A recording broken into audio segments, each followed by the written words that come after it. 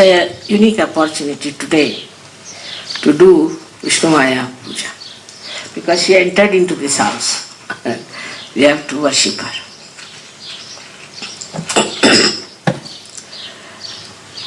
First we should know who is Višnumája. It's very important to know, because in the Devi Mahatmyam she is only described as the incarnation of the goddess. Višnumayeti Shabdita. She is called as Višnumája. But let's see who is she after all. This Višnumája is who? So Višnumáya is the Kali, we can say, and is the daughter of Mahakali. She came on this earth and killed many devils and many Rakshasas to save the saints from their aggression. And she always acts in that manner to kill all the negativity of the world. She's very quick at it, I should say. And she knows where is the negativity, and she tries to burn that negativity as fast as possible. Now the origin is like this, that this Višnumája was the daughter of Mahakali, who was created by Mahakali herself to fight these demons, but also she was given special weapons to do this work. But at the time of Shri Krishna, she was born as the sister of Shri Krishna. And instead of Shri Krishna being killed by her uncle, as you know the story is, she was exchanged. She was actually the daughter of Yashoda, exchanged for Shri Krishna. And this girl, little girl, was killed by the uncle of Shri Krishna, who became the lightning in the sky and announced that Shri Krishna has already incarnated and your destiny is in his hands and he is going to kill you. She told Kansa. So this is the Višnumáya. Then again she took her birth at the time of Shri Krishna, when he was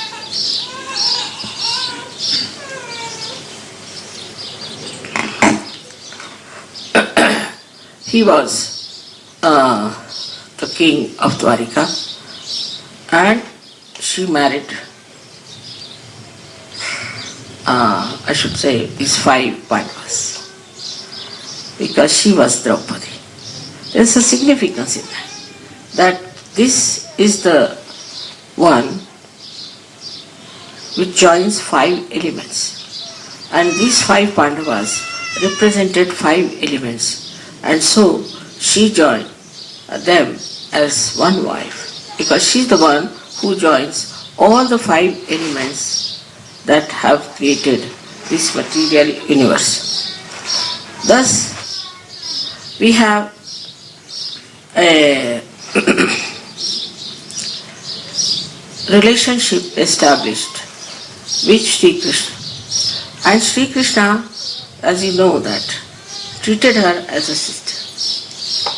Now once, when you know that they tried to insult Draupadi by pulling out her saris, it was Shri Krishna who helped her, because she was his sister and such a powerful lady.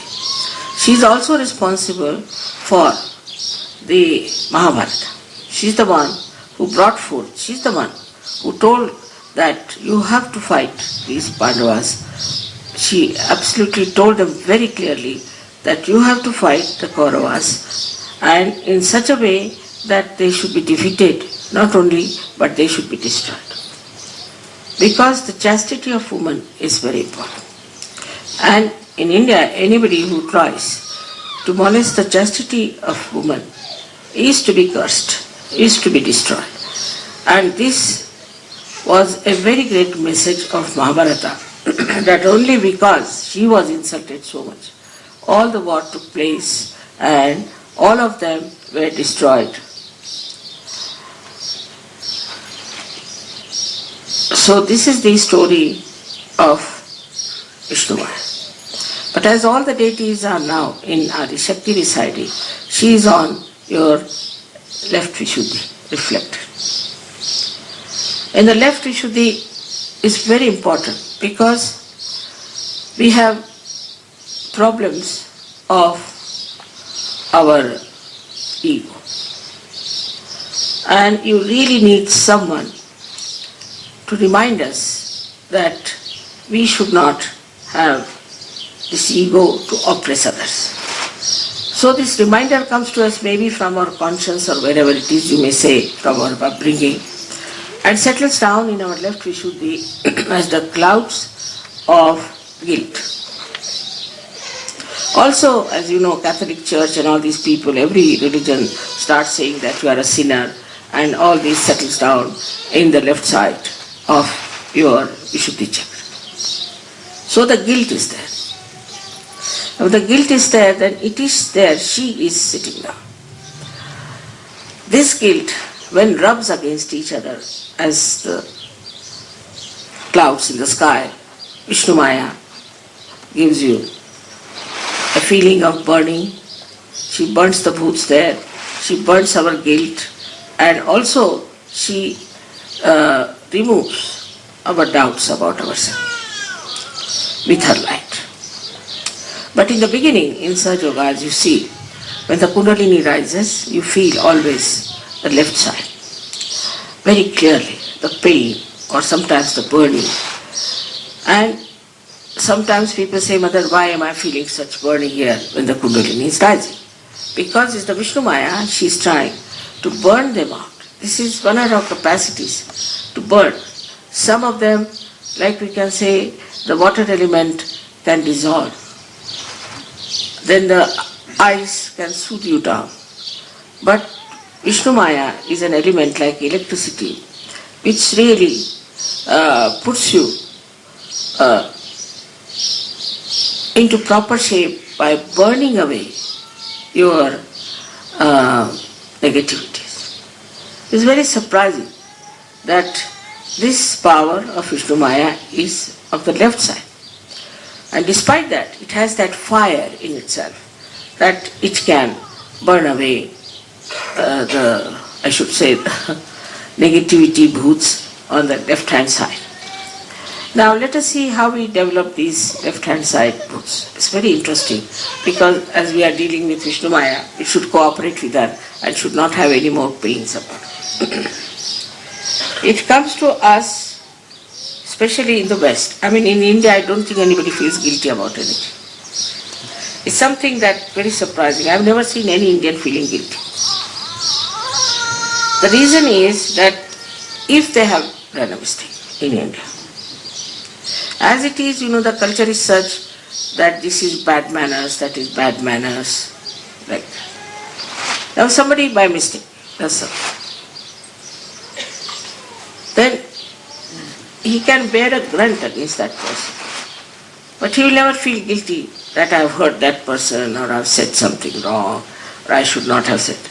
Because in the whole culture there is nothing like sorry and thank you. It's funny culture Indian is. There's nothing like saying sorry, and so much thank you also they don't say.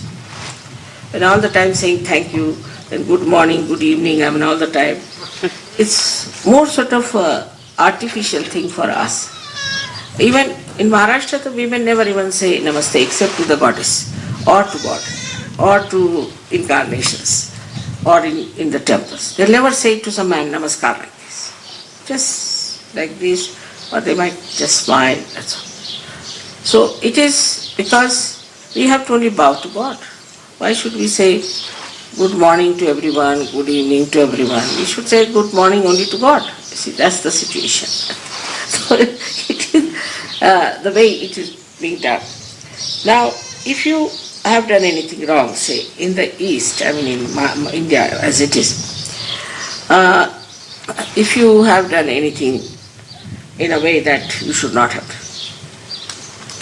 So there are only two ways they deal with it. Either they will confess it and go, that person, that I have done this wrong, now you can cut my throat, do what you like. Whatever punishment you give me, I am willing to do. This is the first thing they'll admit. That if you think that I have done wrong, you can slap me immediately. I can take up the slap. Supposing you say something rude to your father. It's not to be said, it's bad manners because he's elder. If any elderly person has been insulted, then it is wrong. Then you will go and touch the feet of that person and say, I'm sorry, I have said this and I hope you forgive. So the other person says, all right, I forgive. I'll give an example. We were in Russia and a little problem started between two persons. One was much younger and one was much older. Surge of this. So the reaction, I'm telling you how it happened.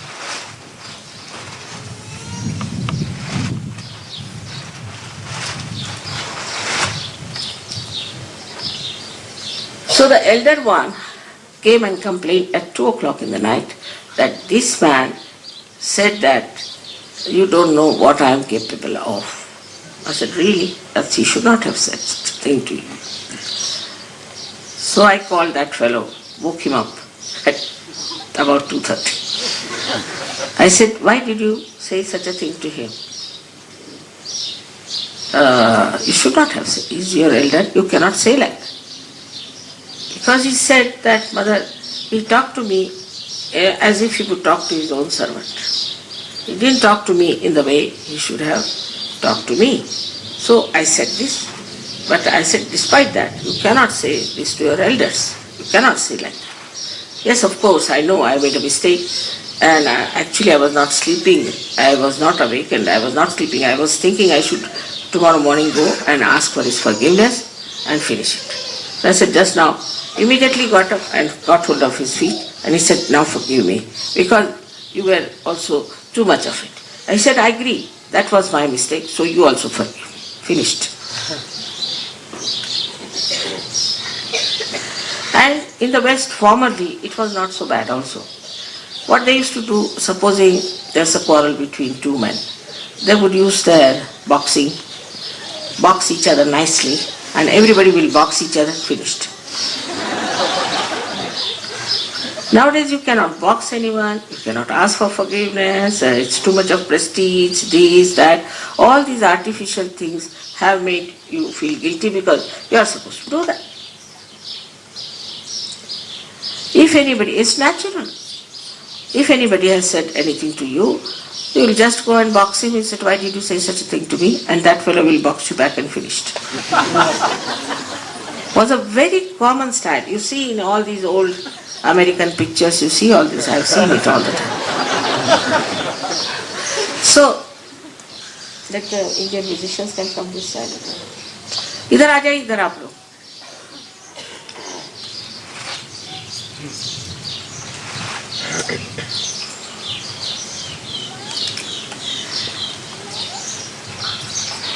But this guilt business has come because of sophistication. I used to think, why do they feel guilty for everything? First is sophistication. First reason is because you cannot go and say somebody, oh, I'm sorry, I've said this, and please forgive me, and another person may not even forgive. So, this is due to sophistication and no communication. There is no communication. I mean, in a country like India, people will fight, and next day you will see them hugging each other. It doesn't last long, very much. But if there is any sort of a very big problem between the families or some uncertain ancient one, then they'll keep it up. They will not talk to that person, they'll keep that distance, they'll keep it all the time. But here it is not so. Superficially, they meet everyone. Superficially, they talk to everyone. But inside, they have that. So because of this superficial sophistication, what has happened? That we suffer from this left Vishuddhi. And then Višnumája gets angry. That's why most of the people in the West I've seen have left Vishuddhi, and even I have got it from you all. It's like that. So it's nothing, it's artificial, it is mythical, nothing to feel guilty about. After all, if you had done anything wrong, you would have been in jail. You are sitting here. So how can you be guilty? So this guilt business has killed our growth in Sahaja Yoga very much, I know that. So first of all, how to overcome your ego is the problem. Ego is there, and when you see your ego and you cannot say that you are egoistical, you have to put the result of that as a left Vishuddhi. So the first thing you have to do is to see that you have ego. Alright. Then you stand before the mirror, separate yourself from your reflection, and start telling off your own reflection. What do you mean by having ego in yourself? You are a Sahaja Yogi, you have no business to have any ego. But if you have the guilt, you will never see you have the ego. You will just feel the guilt but never see you have the ego. And that's how ego remains and the left Vishuddhi also remains. Both things can be easily conquered if you face yourself. Just see yourself, this was my ego. Yes, why should I have ego? Now there are ways of removing all these imbalances within ourselves through Sahaja. It's not difficult. And has been removed. So you know right side, left side is so simple. Sahaja Yoga is just movement of your fingers and hands, that's all. It's not a thing diagnosis where they take out your blood, take out your tongue, take out your eyes and declare that you are healthy. It's not that way. It just, you can feel it, that you are alright, you are in balance. Once that balance is established, there is no problem with Višnumája. So this Višnumája, who was the sister of Shri Krishna and later on came as Draupadi and all that, is today also existing in this life. And in your left Vishuddhi. But people do not want to see what's wrong with them. This is the big problem. Like in York, they had a church where a bishop of Durham, useless fellow, he declared that Christ was an ordinary man and he could have been a homosexual. Can you imagine such a thing to say? I mean, even to hear is too much. And we should make some experiments, we should find out through some discoveries. Can you imagine such a hopeless thing he should say in the church? So, when the whole thing was ceremonial, he said it, then our Archbishop of Canterbury, who's another one, was so enamored by the new discovery of this fellow that he honored him in a church in York. And then after the thing, the whole thing was about to be over or something, they saw lightning looming around the church, around it. When all the people were out, this lightning completely fell on that thing and destroyed the whole of the church, except for the lower part. Now, instead of seeing that what they did was wrong, what they said that, see, look at the grace of God and the grace of our faith, that the lower portion of the church was not burnt. Such an explanation to be given. So then explanation comes. I have seen it's very common here because mind is very intelligent here. I did this because I thought like this, I thought like that. Always there is an explanation for everything that you did wrong. I thought like this, but why did you think like that is the point nobody wants to see. If you think, why did I think like that? So this is an escape from the assertion of your ego that has harmed others, or also it has harmed some cause. It's just an explanation. And people wriggle out. Actually, there are so many wrigglers. I have seen, like Mr. Waldham. They just wriggle out of all the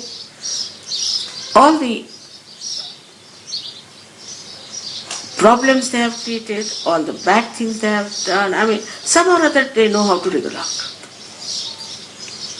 Because this method they have developed is to just to say something that would somehow or other give them a little capacity to escape. But they don't want to face it. So now, we have to understand that we must face it. I know Sadhguru also says there are certain whom you tell them now why it has happened. I thought this. But why did you think? You should have seen the vibration. You are not on the thinking level. You are now on the vibration level. Why not use your vibratory awareness? I thought. Once this I thought comes in, your attention is on something that is mythical.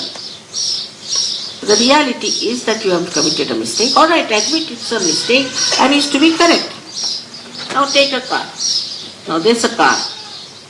If the car gets out of order or something, the car doesn't think I thought, does it? And we also don't think that the car thought. Never. What we do is to correct the car. Finished. If you have to drive the car, we correct the car. In the same way, this mind, which says, I thought, should on the contrary correct itself.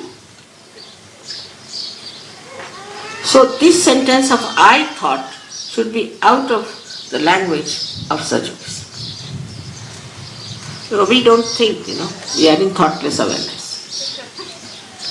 And then things work out properly. When you start thinking that I think I am responsible, finished. When you start thinking I am not responsible, it's all done by God. I am not responsible for anything.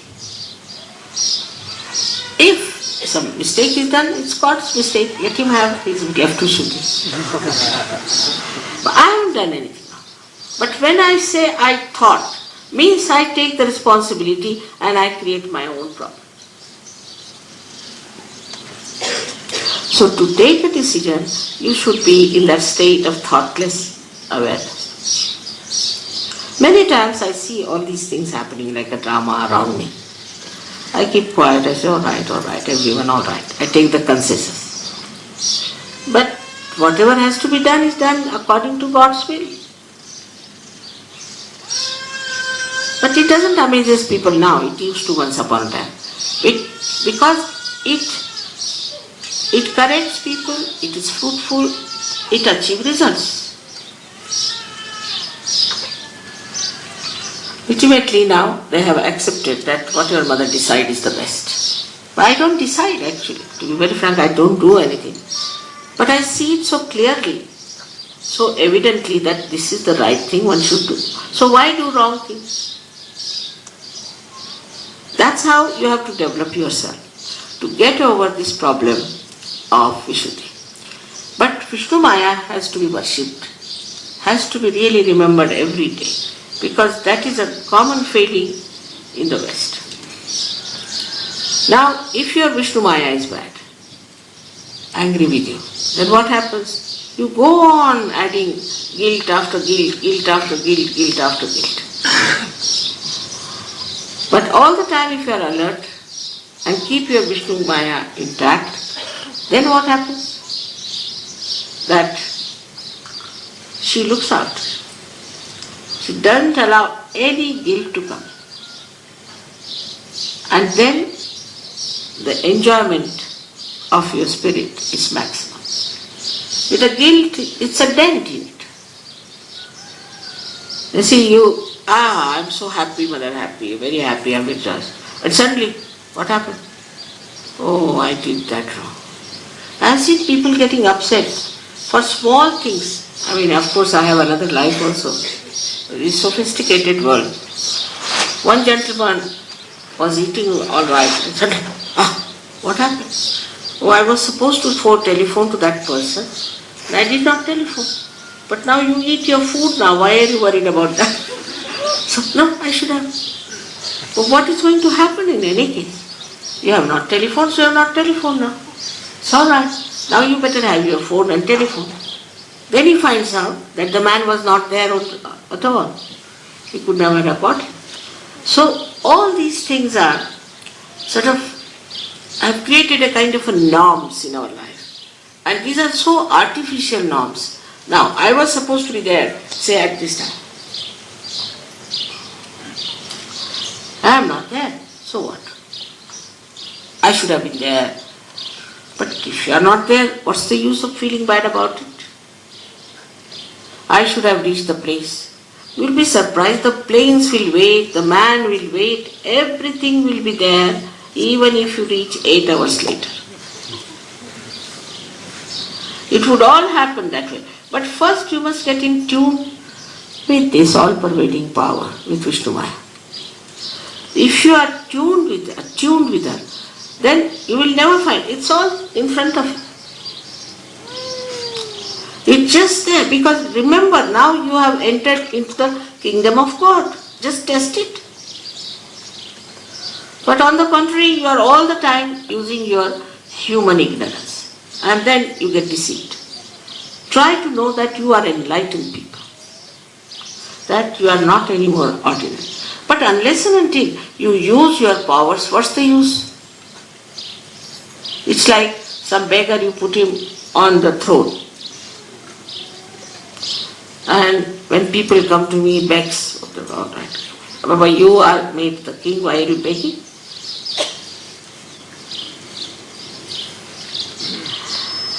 So not to feel guilty is our religion. Not to feel guilty. We have to face it. If you have done any mistake, with open heart, you should accept we done this mistake, go and tell the person, do the thing, or correct it, or attend to it, instead of making a capital out of it and putting it down on your Vishuddhi. It is a very big problem in the West. And I was surprised that it is very much on the increase. And they are very proud. Oh, I am so guilty. Better go to jail.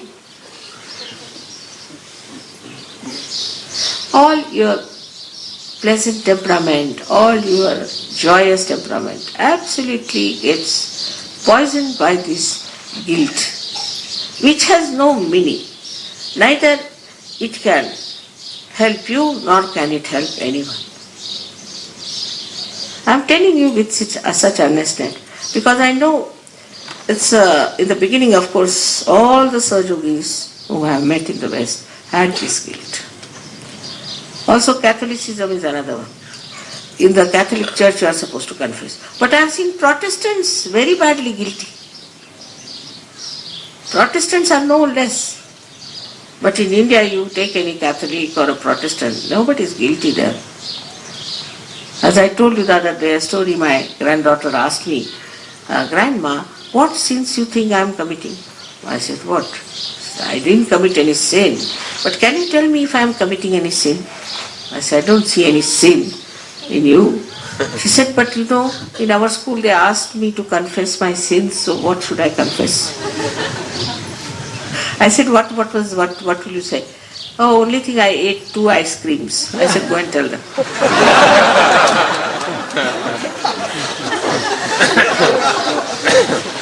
So it's so stupid as that.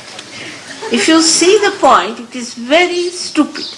And this stupidity you should, Sahajogis should not indulge. Keep yourself happy. Makes no difference whatsoever. And sometimes I make mistakes, like suddenly I don't know why Aristotle I confused with Tolstoy. I don't know why Tolstoy came into my mind, though I don't think Tolstoy was anywhere near Aristotle or Aristotle was anywhere near like that. But I did commit mistake, and I've been thinking why it was so. Still, it is very important. Even these people, you see, when they are described, like, you see, Aristotle had no influence on Tolstoy at all. It's a fact. He had no influence. Aristotle was a man with politics and all that, and he displaced all the philosophy on one side. Here is Tolstoy, who tried to show how a person can resurrect. I don't know if you have read him or not, but I think he is one of the great writers of those days. And the other day only I was comparing both of them, and I said, look at this man. He is absolutely different from Aristotle. Absolutely. Two ends of the thing, we can say. And how is it that he never read Aristotle? He was such a learned man, he never read Aristotle. Then I just felt it's a Russian mind. And Russian mind is extremely introspective.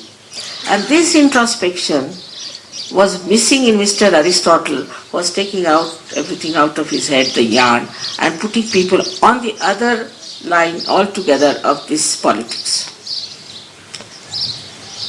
Plato was even in a way worse than him, but this one is another. So Socrates was finished.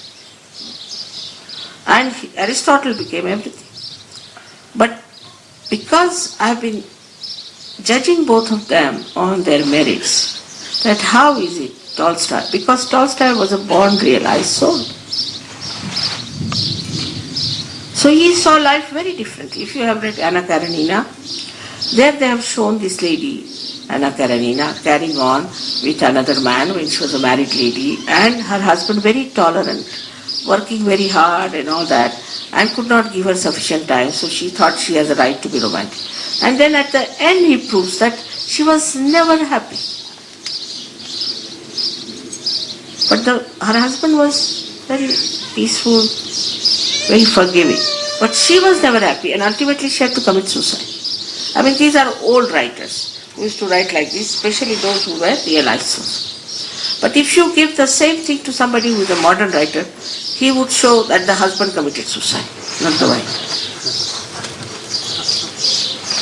And that's what now we are in the modern times. And that's how we are, that we feel guilty for none of our faults. Here is a wife carrying on with another man. And the man feels that I am guilty because I am not so attractive, that's why she is carrying on with another man. And he commits suicide. It's not so. It is the wife who is wrong, not the man. So also there is a shift of guilt or wrong from one to another by our perverted thinking. I have seen some men who are just like cabbages before their wives, especially in America. Just cabbages. I said, why are you such a cabbage? So they say, mother, you see, it was our guilt the way we suppressed women. But why do you allow your women to suppress you? That's also wrong. So they allow their women to suppress them because they think their forefathers suppressed the women. I mean, doing the same thing. I mean, you are imbalancing yourself. Because we feel guilty. For whom? For your forefathers. I mean, they are dead and gone. You are different. Like that, we try to make ourselves guilty. It's a fashion, like dressing up in a funny way. All the time, try to find out what wrong we have done. It's a typical Western mind. And then you become les miserables. How can you be happy people? All the time you start blaming yourself, putting yourself down. All these theories and all those things that have come to you have just made you miserable people. Without going to jail, you are in jail. Now this I was telling you about the dresses. Now there's a 6 inches, this skirts have come. Now girls feel guilty if they don't wear 6 inches. So actually it is wrong to wear that, but they feel guilty that they are not wearing. Because these are funny norms we have created, that whatever the entrepreneurs take out, we should be slaves to them. Immediately we should start throwing away all our clothes, take new style, another style. It is in Paris, something comes up, everybody should. On the contrary, if India, anybody starts such tricks, they'll never accept. Get lost. We don't want all this nonsense.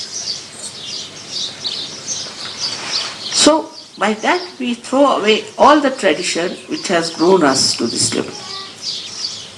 All our traditions we lose. Because these entrepreneurs are working on us, we are playing into their hands, and all these people who are putting their yarns every day, all kinds of theories coming up from all over, we start accepting. If we do not accept, we feel guilty. It's very surprising how people accept nonsense. That's a very painful experience of mine when I went to America once, and there was a little child of 8 years. And she said, he takes drugs, the mother. I said, really? I felt so shocked. I just took the child to my heart. And I said, why do you take drugs? So he looked up at me. He said, my mother never hugs me like this. I asked her, why don't you hug your child like that? She said, because I'll develop a guilt. I said, how? According to Freud, it would be a guilt. Now Freud is dictating that it's a guilt to hug your child. So you develop a guilt. So from where is it coming, this guilt to you? It's from these books that you are reading, these useless people who are guiding you. They have no character, they have no sense, they have no idea of reality, and that's what you accept as Bible, then naturally you will be guilty. If a little coffee spills in a party, oh my God, then I think you are worse than a criminal. Or else somebody's carpet is spoiled, then of course, you should go to jail immediately. More on very superficial things, these norms are made. On very superficial behaviors, these norms are made. And then you start feeling guilty. You don't feel guilty that you are a racist. You don't feel guilty about the things about which you have to feel guilty. That you aggressed people in America, killed thousands and thousands of people, millions of people there. Nobody feels guilty about that. Or you dominated the whole world. Nobody feels guilty about that. You feel guilty about things which are extremely superficial. But for such yogis, they are so deep that if they have to feel really bad about anything, it is. I have to find out now what they have to feel bad.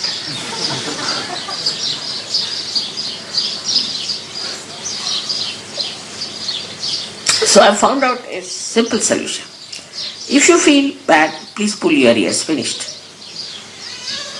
Or if you feel guilty, just pull your ears and Vishuddhi will be alright. It's a very simple method, just pull your ears like this, finished. But sometimes I find people all the time walking before me. Then I think, what have I done to them now? Even while dancing, they'll do the same. This is a bit too much for me to see these people feeling. So, Sahaja Yoga is not such a hard and fast rule about anything. You are absolutely free people, and you have to use all the freedom. Absolutely. You are not to sort of be guided by some hard and fast rule that all the time you keep your ears pulled down like that. Just to overcome this nonsense of your guilt, I said, all right, you can pull your ears. And every time I see people just pulling their ears. Yesterday one girl was wearing a big earring, and she was pulling her earrings. So I was quite worried it might...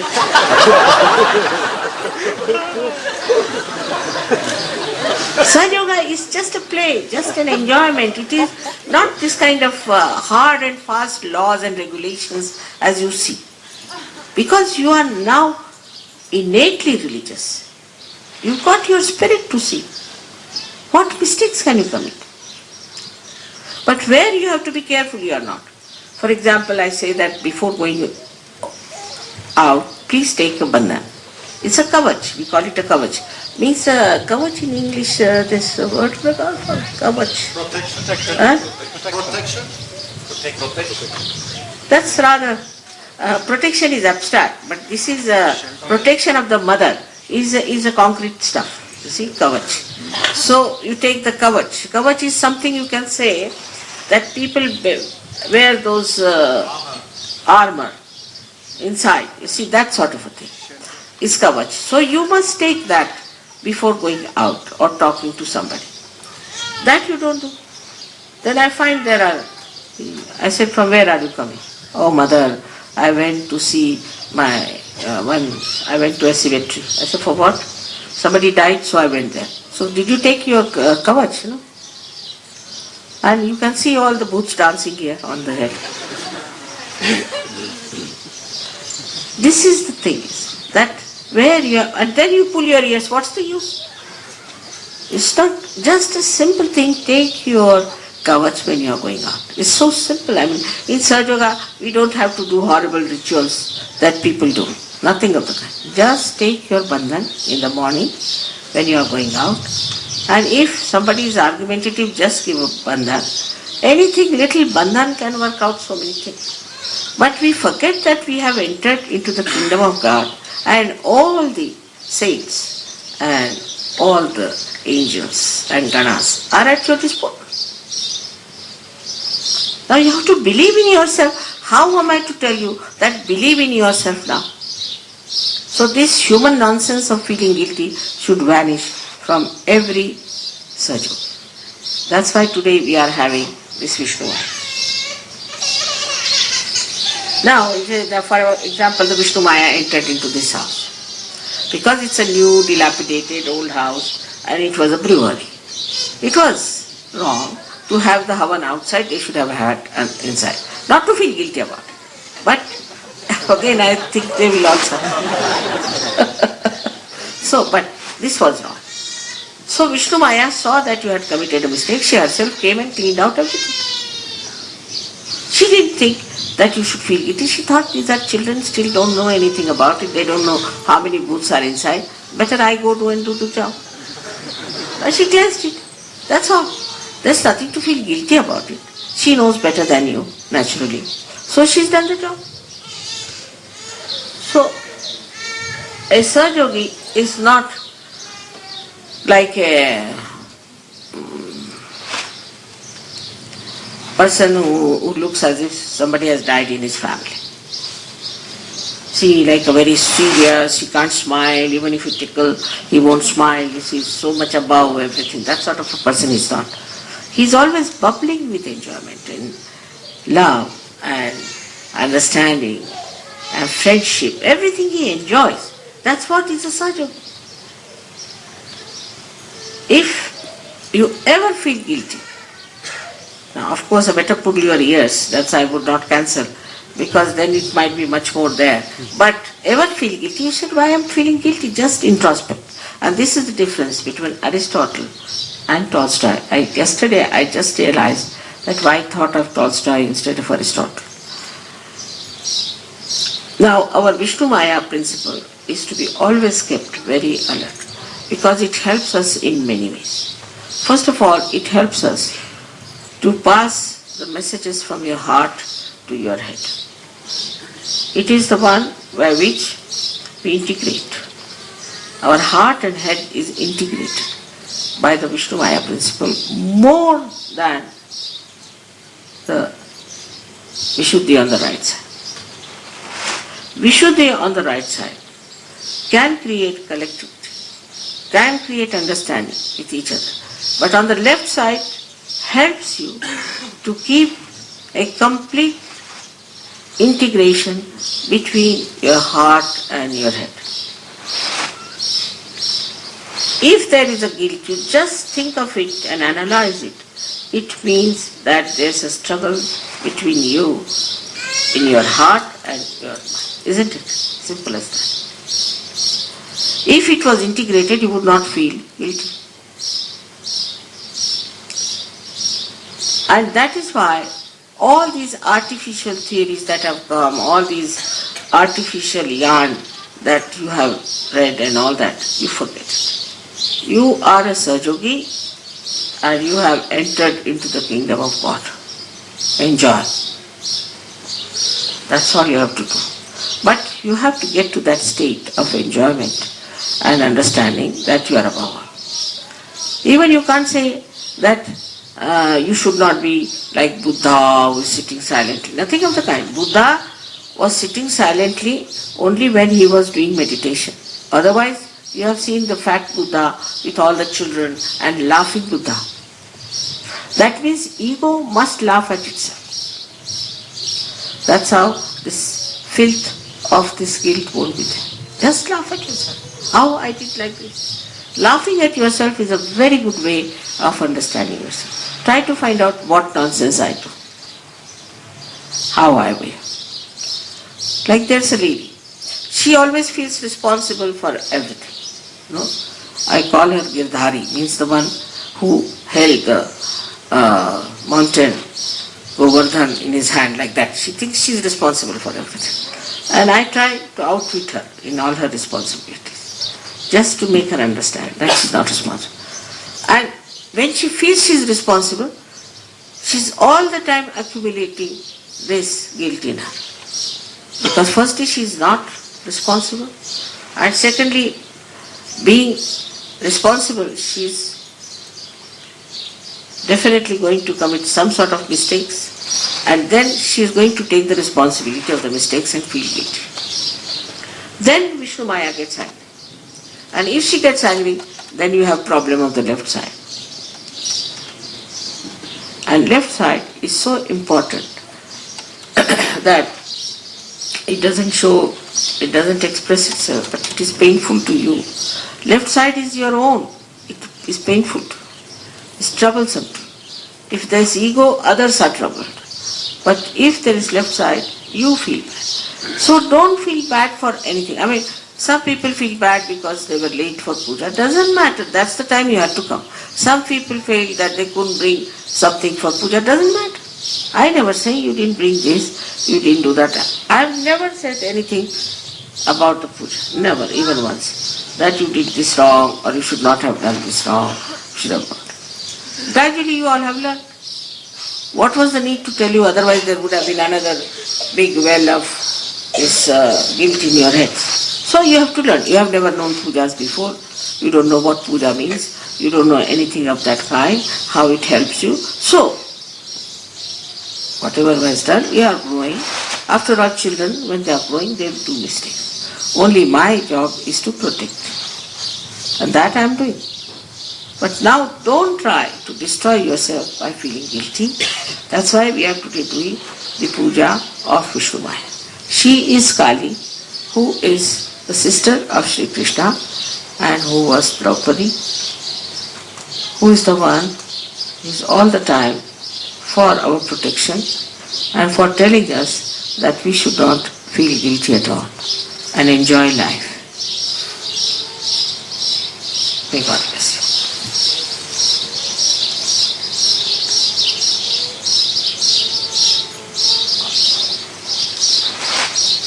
You see some children here, that's good.